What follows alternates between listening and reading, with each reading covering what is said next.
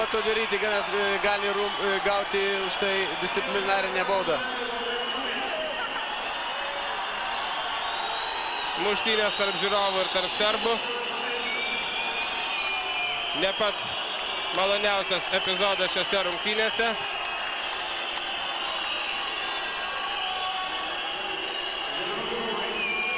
Žinoma, tokius dalykus galima vertinti tik neigiamai.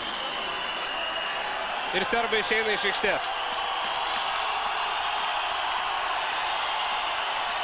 Taip, serbai nutarė pasišalinti. Tai čia vienas iš šių veiksmų, dėl kurių vieno situaciją paaštrinti.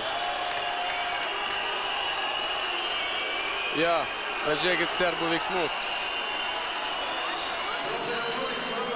Na ir kokia gali būti tolimesnė įvykio eiga?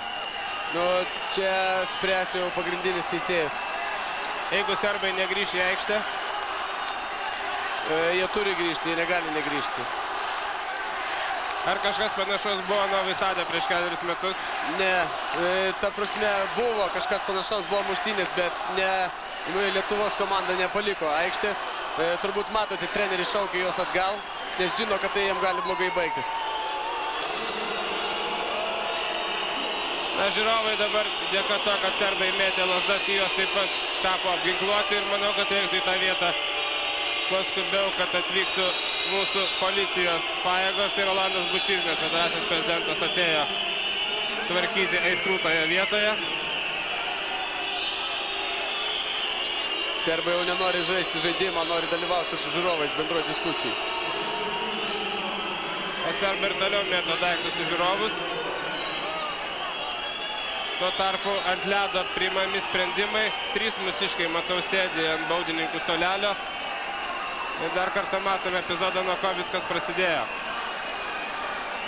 Taip, labai matosi, aiškiai matosi. Prieš tai ir mūsiškis smogė alkūnę. Dabar iš šio rakursu žiūrim, tačiau galbūt tai jau nėra taip svarbu. Svarbu yra tai, kaip susidaro su šią situaciją teisėjai ir kaip susidaro su šią situaciją komandos. Na, tolimesni veiksmai dėl šio įvykio bus sprendžiami ir jau disciplinariniai komisijai. Tai yra